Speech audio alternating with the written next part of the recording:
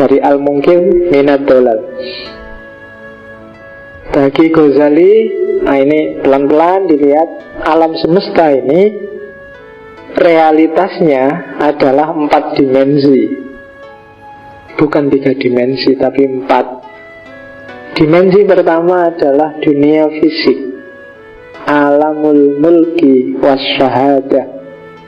Dimensi fisik yang kelihatan, bisa diakses oleh panca indramu. Itu dimensi pertama. Alatnya sederhana. Alat paling primer adalah panca indera. Akal itu membantu mengkonstruksi hasil persepsi dari panca indera. Ini untuk alamul mulki wasyahadah. Di atas itu ada realitas dimensi kedua, yaitu yang disebut alam jabarut, alam mental, alam emosi. Nanti kalau di sufi-sufi kadang-kadang yaitu alam bangsane jin, bangsane itu ada di alam jabarut. Ya bahasa sininya dunia mental. Kalau sekali-sekali baca Abduh misalnya, ya malaikat itu daya, jin itu virus, bakteri. Itu sebenarnya masuk kelompoknya jin. Kalau coba dibaca Abduh itu, karena dia kan banyak terpengaruh rasionalitas sains yang baru, maka dia ingin menafsirkan Al-Quran yang di Al-Manar itu yang sesuai dengan sains. Maka dia menafsirkan ya jin itu sebenarnya virus dan bakteri-bakteri. Jadi kalau kamu sedang flu, berarti ada bakteri masuk dalam tubuhmu, itu sama dengan kamu sedang kesurupan jin. Itu kalau pakai bahasanya Abdul. Jadi kalau sedang, kok kamu flu pilek, ya ini baru kesurupan nih, nah, harus diruqyah itu biar jinnya keluar. Ruqyahnya pakai paramek dan pakai neosot. Oke, alam itu alam jabarut yang panca indera nggak bisa ngakses. Dunia mental, karena kan panca indera itu terbatas. Teraba itu hanya untuk permukaan selevel apa. Kemudian mata itu sekian head, di atasnya dikit nggak bisa kelihatan. Kalau kamu nggak latihan nggak akan bisa. Misalnya aura itu sebenarnya level gelombangnya di atasnya level gelombang yang dijangkau matamu sedikit. Kalau kamu agak serius latihan mungkin cepat untuk lihat aura. Cuma kamu nggak terlatih maka nggak bisa. Ya kayak suara itu loh. Suara itu kan di atas gelombang dikit kamu nggak bisa dengar. Nah itu alam jabarut. Ada dunia dimensi ketiga, yaitu alamul amri wal malakut, dunia para malaikat, dunia metafisika, eskatologis, barzah, surga, neraka. Itu alamul amri wal malakut. Jadi tidak bisa digambarkan. Sama jabarut sebenarnya juga nggak bisa digambarkan. Yang karena gambar kita terbatas oleh alamul mulki wasyahadah. Seandainya disuruh gambar pun pasti terikat dengan dunia fisik. Gambaran kita, tasawurnya pasti tasawur yang fisik. Malaikat pun di kepalamu juga malaikat kan versi fisik. Malaikat itu pakai jubah, jubahnya putih, jenggotnya panjang, terus tiap hari berkeliling sekitar kita. Itu kan fisik. Padahal mungkin tidak kayak gitu, ilustrasimu aja. Iblis juga begitu. Iblis itu dia pakai apa? Iya, pakai tanduk, terus punya taring, punya kan itu gambarmu aja. Apa kayak gitu kita tidak ngerti, karena dia dunia dibalik fisik. Ada sosoknya iya, tapi tidak terjangkau oleh matamu. Maka akal kita dengan khoyalnya, dengan tasawurnya menggambarkan sesuai persepsi. Sebenarnya barang fisik pun yang belum pernah kamu akses, itu juga kamu gambarkan sesuai pengalamanmu. Misalnya kamu tak bilang di Gamping sana itu, di belakangnya toko apa ada orang jualan sate, enak laris banget di sana. Loh kamu nggak ngerti, nggak pernah ke sana.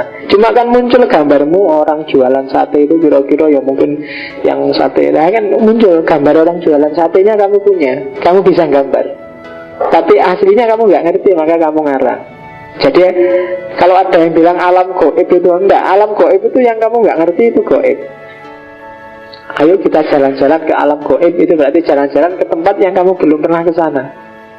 Iya, karena begitu kamu pernah lihat, ya dia nggak gaib lagi. Meskipun itu jin, kok kamu bisa lihat, itu berarti dia nggak gaib. Namanya gaib itu ya nggak ada, kamu nggak bisa akses. Kok bisa lihat, sudah nggak gaib lagi berarti, kan gitu. Jadi kamu misalnya belum pernah ke Jakarta, Jakarta itu gaib bagimu. Informasinya belum pas, kamu hanya tahu katanya. Mekah itu mungkin bagi kamu hari ini Mekah itu barang gaib. Kamu nggak pernah lihat aslinya, hanya dikasih tahu. Dan puncaknya alam, realitas 4 dimensi adalah alam lahud, al-hadroh, ar-rububiyah, ketuhanan. Kalau Asy'ariyah kan ars, alam yang ya, apalagi yang ars kita tidak akan bisa menjangkau. Hanya nafas yang mutmainnah yang nanti nyampe sana. Nafas kita masih belum level. Yang Jabarut aja ya belum nyampe, apalagi yang malakut, apalagi yang lahud. Jadi ada 4 dimensi alam. Dan jangan dibayangkan ini naik ke atas loh ya, alam-alam ini. Ini cuma dimensi. Dimensi itu kan kayak ini ya kan, ada dimensi apanya, ada barangnya ya cuma ini, cuma banyak dimensinya. Ada kacanya, ada airnya, ada tutupnya. Itu kan namanya dimensi-dimensi. Mungkin di balik ini deket aja itu, disitulah Jabarut, terus sebelahnya Jabarut sana itu alam malakut sebelahnya. Nah itu modelnya kayak gitu. Jadi jangan dibayangkan terus, oh ini berarti naik ke atas, agak atas sedikit yang sekitar bulan sana alam, enggak. Bayangannya tidak ke sana. Makanya kalau Nabi Isra Mi'raj sampai ke langit ke-7 itu kan bayangannya terus naik ke atas. Sampai mana naik ke atas itu?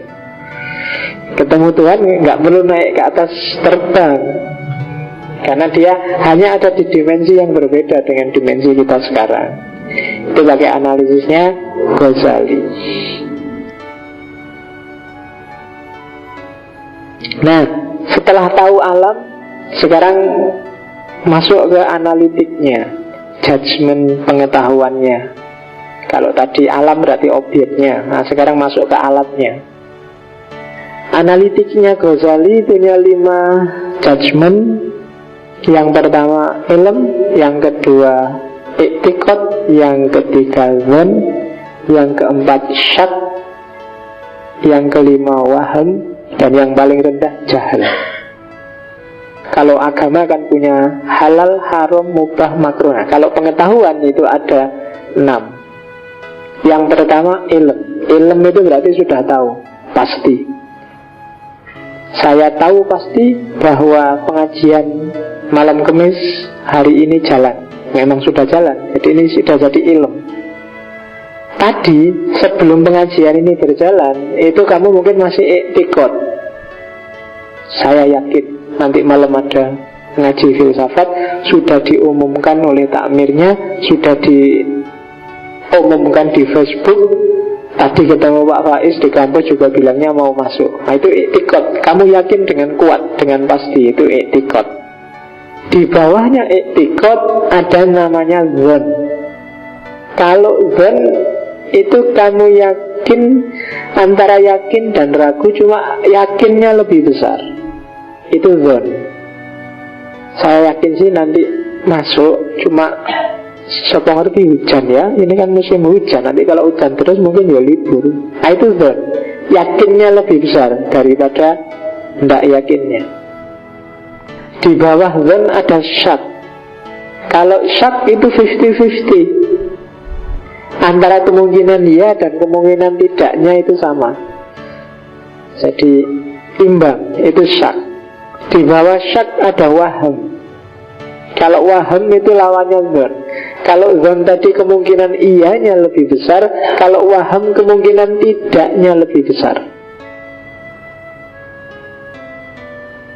Dan level paling rendah itu jahil. Kalau jahil itu nggak ngerti apa-apa, nggak ada isinya, itu jahil. Nah, ini judgement pengetahuan. Tentang apapun, pengetahuan yang ada di kepalamu coba dicek. Apakah levelnya ilm, kamu yakin kebenarannya, pasti nggak bisa ditawar? Atau itu iktikad saja, kamu tidak punya bukti tapi kamu yakin benar? Atau levelnya zon, kamu masih ragu-ragu tapi lebih cenderung kebenarannya? Atau syak 50-50? Atau waham, lebih cenderung tidak benarnya? Atau jahil, saya tidak ngerti apa-apa? Itu harus jelas. Ini enak kalau kamu sedang diskusi. Orang ini kok ngomong tentang Jokowi ya, kira-kira pengetahuannya tentang Jokowi itu level ilm, apa level iktikad, apa level zon, apa level syak, waham atau jahil. Nah itu kamu bisa pakai analisis ini. Oh dia ngawur itu mesti ada isinya tapi lebih banyak salahnya mesti. Wong dia bukan dari partainya Jokowi, berarti levelnya masih waham. Oh tapi kemarin dia bikin survei nih. Oh iyalah naik dikit syak. Nah itu enak, ada judgementnya, biar kamu gak gampang percaya aja. Oh itu ya pantas yang TV-nya Abu Rizal Bakri, ya mesti ngomong Abu Rizal Bakri. Berarti informasi tentang Abu Rizal Bakri dari TV itu, oh itu mungkin levelnya syak atau zon atau hal kayak gitu, bukan ilm. Ini namanya metode analitik. Kalau di barat nggak ada. Barat itu hitam putih, apalagi modern. Makanya orang Islam hari ini jangan deso cara mikirnya, harus agak sudah gradasi. Para ulama zaman dulu nggak pernah ngerti dan tidak ngerti, nggak ada ngerti, ada setengah ngerti, ada tengah-tengah, ada setengah nggak ngerti, ada nggak ngerti. Jadi ada gradasi. Kalau tak tanya Islammu hari ini itu Islam yang sudah ilm, apa iktikad, apa zon, apa syak, apa waham, apa jahil. Oh itu silahkan kamu analisis sendiri. Saya nggak mau mendiskusikan itu karena ilmuku tentang itu masih syak. Saya ragu-ragu benar apa salah. Bahkan waham, menurutku kok lebih cenderung salah ya. Makanya saya nggak mau ngomong. Oh itu enak. Hukum kan juga gitu. Kalau Islam kan ada haram, halal, sunnah, mubah, makruh kan. Cuma hari ini umat Islam semakin tidak pinter. Kalau ada apa-apa yang kamu tanyakan, itu halal apa haram? Selalu gitu. Di antara halal dan haram itu masih banyak kategori. Kamu mesti haram. Halal apa haram? Mikirnya rokok itu halal apa haram? Kan selalu begitu. Mbok yang lengkap. Halal, haram, apa mubah, apa makruh, apa sunnah. Oh, kan gitu. Ya kan? Bagi saya rokok itu wajib Pak. Oh ya tidak apa-apa. Bagimu kan, bagi yang lain haram, bagi yang sana mubah, bagi yang sini makruh. Kan gitu. Sesuai konteksnya sendiri-sendiri, itu hukum. Oke. Nikah aja kan kadang bisa jadi haram, bisa jadi wajib, bisa jadi sunnah, bisa jadi mubah. Nikah yang tujuannya pokoknya saya anti wanita Pak, saya pingin nikah kemudian tak ajar, tak pukuli, tak anu, itu haram kamu nikah. Tujuanmu nikah pingin balas dendam karena kemarin diputus terus sama pacarmu, terus saya mau nikah Pak, lu malah diputus, enggak saya mau balas dendam. Haram berarti kan. Mungkin kadang-kadang sunnah, saya sudah punya kerjaan sih Pak, meskipun nggak besar gajinya tapi lumayan bisa hidup. Punya pacar juga, tiap hari kita boncengan berdua Pak, kadang kemalaman juga kadang. Nah itu mungkin lebih baik kamu nikah deh. Sudah sunnah mau akad kalau kayak gitu.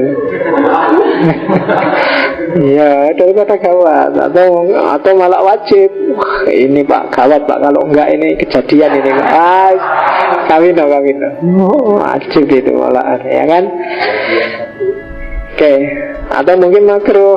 Nah ini, ya saya sudah pacaran sih Pak, cuma kalau saya nikah ini kuliah bubar mesti Pak. Ini tak kasih makan apa ini Pak? Nah itu mungkin ya, jangan dulu lah. Makruh itu berarti levelnya. Pengetahuan juga gitu loh. Ini sudah ilm Pak, saya yakin benar dan saya punya dalil. Oh ini belum Pak, saya masih yakin benar aja, cuma dalilnya saya belum ngerti. Itu iktikad. Saya yakin benar Pak, 80% lah Pak, yakin. Itu zon. Saya ragu-ragu ya Pak, mungkin benar mungkin salah ya. Itu syak.